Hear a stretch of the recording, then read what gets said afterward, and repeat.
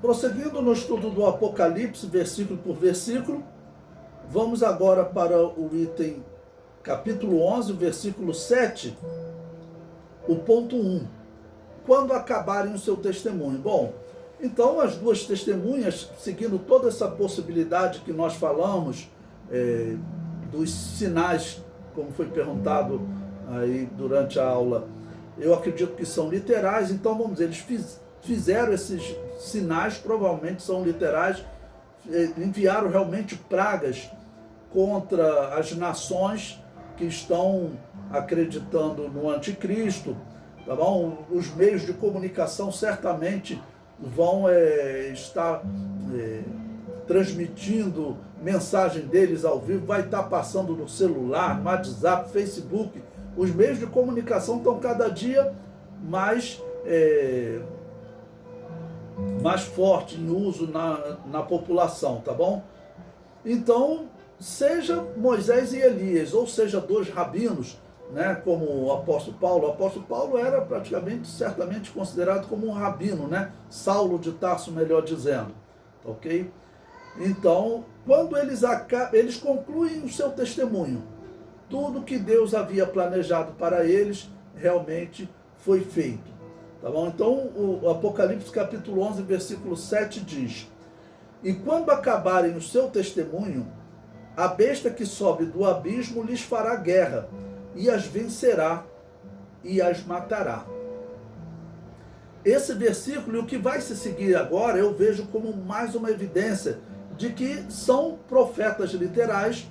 Existe aquela possibilidade que alguns colocam de que esses dois homens, essas duas testemunhas representem um período da igreja em que a igreja estava pregando, né, por 1260 anos em eras proféticas. No caso das duas testemunhas, eu acho pouco provável, né? Pouquíssimo provável. Eu acredito mesmo que são dois homens, até porque vai se seguir morte, ressurreição, então tudo indica que são homens literais. O comentário diz: Jesus Cristo será o centro da mensagem das duas testemunhas. Elas certamente evidenciarão aos judeus de então que de todos os homens que se apresentaram como Messias, Jesus foi o único que realmente apresentou qualidade de um Messias espiritual. A Enciclopédia Judaica, no seu comentário sobre falsos messias, reconhece isso.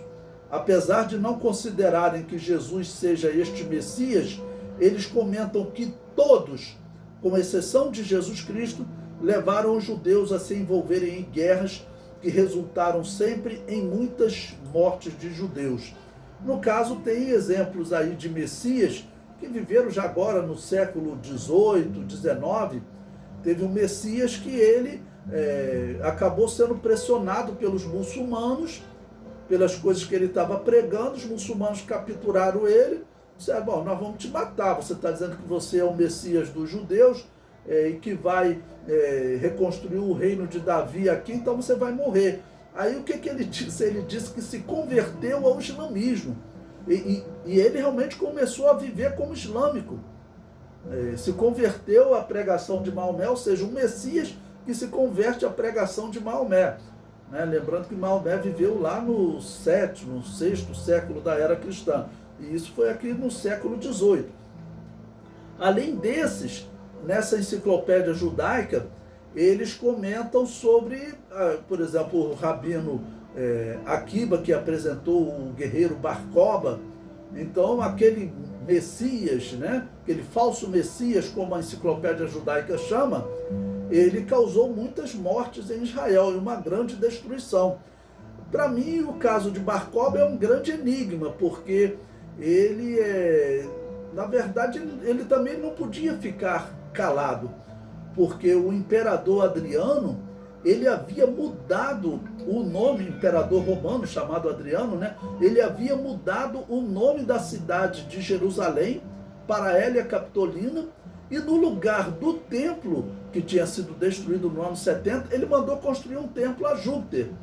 Então, vamos dizer, eu acho que não tinha outra coisa que um judeu poderia fazer. Se eu fosse um judeu, eu olharia para Bar-Koba como um herói, né? Não era o Messias, tanto que acabou sendo morto, né? Mas eu veria ele como herói, um homem que tomou uma atitude que era necessária tomar, né? A cidade de Jerusalém tinha mudado o seu nome. Como assim? Então a nação vai desaparecer, a cidade vai desaparecer, a nação vai desaparecer. O lugar do templo agora é um templo pagão. Então aquilo ali, eles olhavam como? Olhavam, olha, é a profecia de Daniel se cumprindo, né? Que viria um homem, tá bom? Que colocaria uma abominação desoladora. Eles interpretaram como aquela sendo a abominação desoladora. Bom, interessante nisso é que essa enciclopédia judaica, ela acaba ficando como um testemunho em favor de Jesus Cristo, né? Eu tenho essa enciclopédia judaica e quando eu vi esse tópico lá, os falsos messias, eu fui ler e ela apresenta Jesus como um falso messias. Por qual razão? Porque ele não restaurou a religião, ele não firmou um reino eterno. Então eles falam, esse não pode ser o Messias. Bom, nós sabemos que pela profecia do Novo Testamento, Jesus vai inaugurar um reino eterno. Então, Daniel capítulo 2, a pedra que cai no pé da estátua vai se cumprir. Ela vai encher toda a terra, vai inaugurar um reino que não terá fim. Essa profecia vai se cumprir. Mas os judeus queriam que ela se cumprisse, né, de uma outra maneira. Ele vindo, fazendo guerra, libertando ele dos romanos e assim implantando o reino. O comentário prossegue. Certamente as duas testemunhas citarão estas coisas. Apresentarão Jesus como o Messias pacífico, que veio libertar os judeus do jugo de Satanás, e não do jugo dos romanos, enquanto os outros candidatos a Messias sempre ofereceram libertação do jugo dos homens. Então, além de apresentar aqueles argumentos da Tanakh que eu falei para vocês, um dos pontos que eu acredito que as duas testemunhas, que certamente vai ter debate com os rabinos, sendo eles Moisés e Elias, ou sendo eles rabinos, vai ter debate com os rabinos, né? Um dos pontos chaves que eu acredito que seria usado para converter os judeus olha, a Tanakh diz lá no profeta Ageu que o Messias pisaria naquele segundo templo. Aquele segundo templo foi destruído. Então, o Messias já tem que ter vindo. A profecia de Ageu tem que ter se cumprido. Jesus pisou naquele templo. Então, Jesus é sim um candidato a Messias. A outra coisa, os judeus, eles não têm uma genealogia de Davi. A verdade é que eles não têm. O homem que se apresentou como sendo um descendente de Davi, chamado Samuel Abravanel, ali pelo ano 1460, mais ou menos, ele falou algo que foi novo para a comunidade judaica. A comunidade judaica, desde os dias de Herodes, eles pararam de controlar a genealogia de Davi porque Herodes perseguia e matava todos os descendentes de Davi. Então José, nos dias do Novo Testamento, vivia escondido. Se ele falasse que era descendente de Davi, os Herodes mandavam matar, né? Então eles não têm uma genealogia, tá certo? Isso vai facilitar o trabalho do anticristo, porque ele poderá surgir nessa família dos Abravanel, que se declaram aí há cerca de 540 anos, 560 anos, se declaram descendentes de Davi. Então, certamente ele vai usar essa enciclopédia judaica, né? Eu, quando vi essa nota da enciclopédia judaica, eu tenho, claro, essa enciclopédia, não é uma enciclopédia que cristãos escreveram sobre o judaísmo, é uma enciclopédia de estudo do judaísmo, ok? Então, para mim, eu vi aquilo ali, eu falei, isso aqui vai ser certamente um sinal para aqueles que estiverem durante a grande tribulação se convertendo a Jesus. O comentário prossegue. E farão lembrar aos judeus as palavras de Jesus que disse: eu vim em nome do Pai e não me aceitais. Se outro vier em seu próprio nome, a esse aceitareis. Pois bem, é interessante esse ponto, porque alguém pode falar assim, mas pastor Levi, os judeus eles não estudam o Novo Testamento. Isso não é verdade. Tá bom? Os judeus eles estudam o Novo Testamento. Eles argumentam que eles estudam como história. Assim como eles estudam o livro dos Macabeus também. Para eles, o Novo Testamento e o livro dos Macabeus, eles são semelhantes, né? Como história. Eles não acreditam que Jesus Cristo era o Messias. Eles até falam, Jesus Cristo era um profeta. Eu já vi judeus dizendo o seguinte, olha, Jesus Cristo nunca falou contra o judaísmo. E esse judeu, eu não vou citar o nome dele aqui, porque claro, ele está vivo, né? Pode ficar chato, né? Tá bom? Mas ele dizia, o problema do Novo Testamento é o apóstolo Paulo, né? Mas eles, na verdade, quando eles dizem que Jesus nunca falou contra o judaísmo, na verdade eles estão errados também, porque Jesus, ele falou sim, né? Em Mateus, capítulo 21, versículo 43, Jesus Cristo diz o seguinte, olha, portanto eu vos digo que o reino de Deus vos será tirado e será dado a uma nação que dê os seus frutos. Né? Que nação é essa? É a igreja. Então Jesus falou sim que o reino seria tirado de Israel. Mas já ouvi judeus falando isso, tá certo? Então, se eles estudam o Novo Testamento, eles certamente conhecem essas palavras de Jesus dizendo que eles aceitarão outro que virá em seu próprio nome. Eu até recomendo a vocês, tem um judeu que tem uns comentários bem éticos, bem interessantes, né, com uma visão judaica, e ele tem um canal no YouTube, o nome do canal é Professor Responde. Então, no seu canal, eu já vi diversos vídeos, que eu gosto de ouvir os judeus falando, exatamente para eu ver como está o mundo judaico nesse momento, já que eu acredito que a igreja está próxima de ser arrebatada e logo está próximo de começar a grande tribulação. E começando a grande tribulação, deve crescer esse debate entre os judeus com a aparição das duas testemunhas. Então esse canal, Professor Responde, é bem interessante e ele fala que eles estudam o Novo Testamento nas escolas dos rabinos. E também eu sempre digo, o Novo Testamento é o último documento válido, já que eles olham como um documento válido, o Novo Testamento é o último documento válido, trazendo a genealogia de um descendente de Davi, que é Jesus, e ali apresenta duas genealogias. Mateus apresenta a genealogia de José e Lucas apresenta a genealogia de Maria. Eu sempre digo que Lucas apresentar a genealogia de Maria foi certamente obra do apóstolo Paulo, né?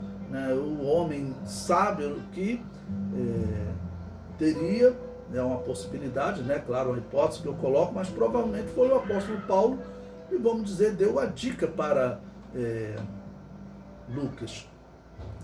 O comentário prossegue. As duas testemunhas, então, vão usar até o Novo Testamento e evidenciarão que este outro, do qual Jesus falou, é exatamente o homem com quem eles fizeram aliança e estão dando ouvido. Este testemunho começará a abalar o reino do anticristo e abalará as relações de Israel com o anticristo. Eu falei em outro momento, e vou repetir agora, que certamente elas vão usar também o texto de Isaías, que ele fala que eles farão aliança com o inferno, farão aliança com a morte. Então, se Isaías fala, lá em Isaías 28, versículo 15, né?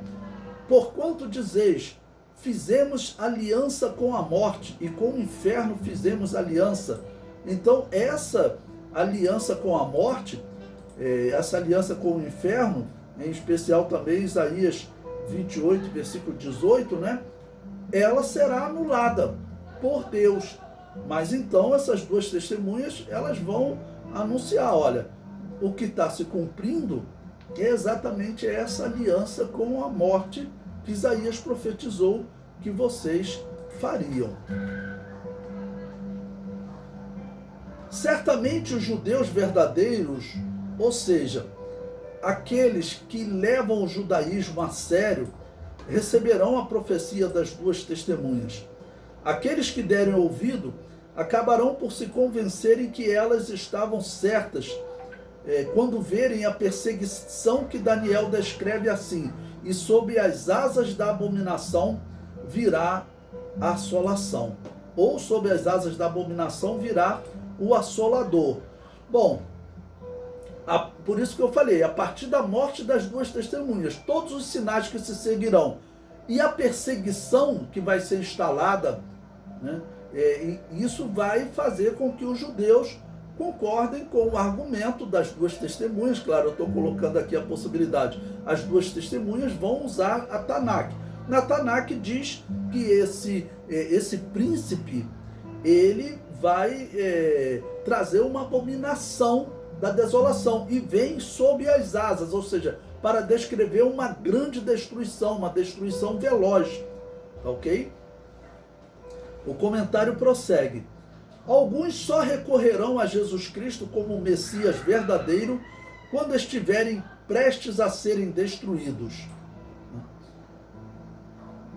E isso ocorrerá no fim da grande tribulação. Resumindo, no primeiro período da grande tribulação, as duas testemunhas estão profetizando, mas muitos não darão crédito. Na verdade, eu acredito que serão, assim, vai ser um número pequeno, ok? Porque mudar, deixar o judaísmo e aderir, vamos dizer, ao cristianismo, como eu disse em outros momentos, é difícil. Por quê? Porque os judeus olham para os cristãos olhando para a Babilônia apocalíptica, para a Igreja Católica.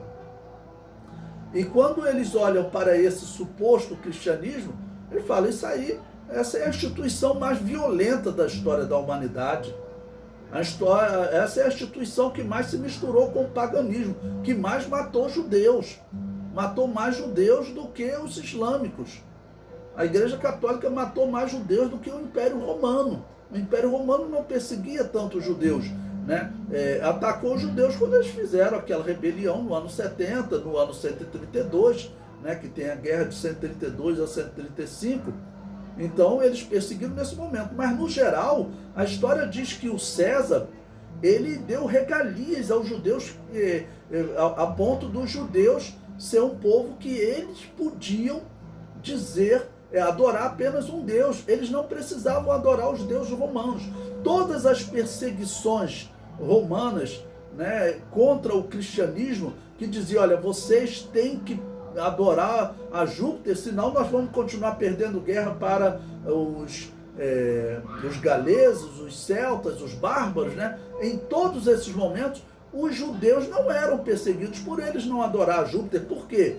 Porque César, o homem que havia fundado, né, o Império Romano ali no ano 49 da era cristã, desculpe, ano 49 antes da era cristã, César havia dado um documento aos judeus, né, vamos dizer, concedendo a eles esse direito. Então nem o Império Romano perseguiu tanto os judeus quanto a Igreja Católica. Então isso é um empecilho, porque as vozes que hoje falam, né, que a Igreja Católica nunca foi cristianismo, é um número pequeno.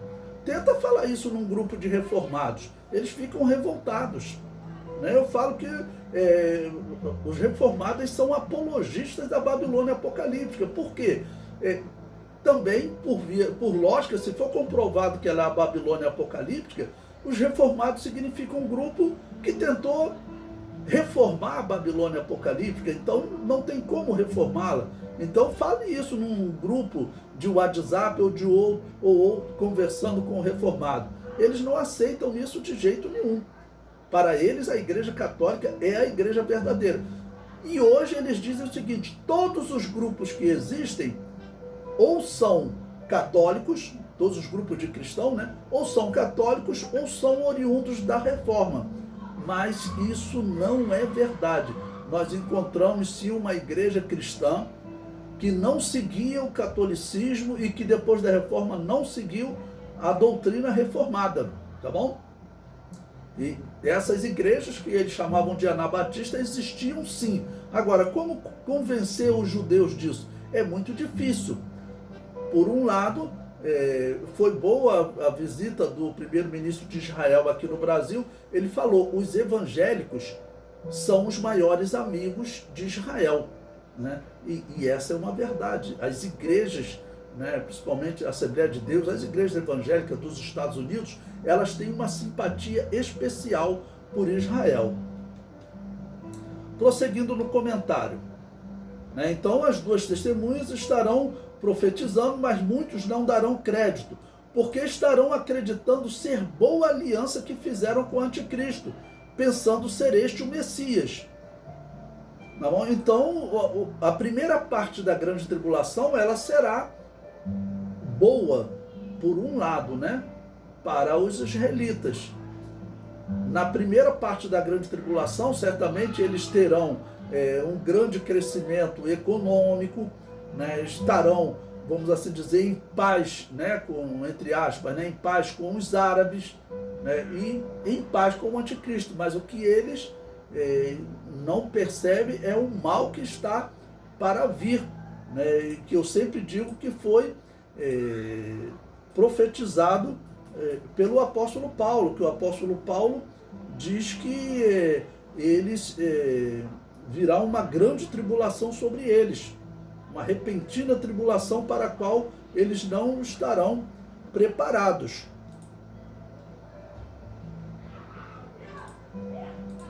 Prosseguindo. Mas quando chegar o segundo período da grande tribulação e o anticristo matar as duas testemunhas e começar a perseguir Israel, ao ponto de no final deste segundo período estar prestes a destruí-los, aí todo Israel se converterá e todo Israel será salvo, como disse o apóstolo Paulo. Tá bom? Então, esse momento também em que eles concluem o testemunho é o momento em que elas serão mortas. Aí vamos ver, a partir do próximo tópico, tudo que vai se seguir a partir dessa conclusão do testemunho e da morte das duas testemunhas.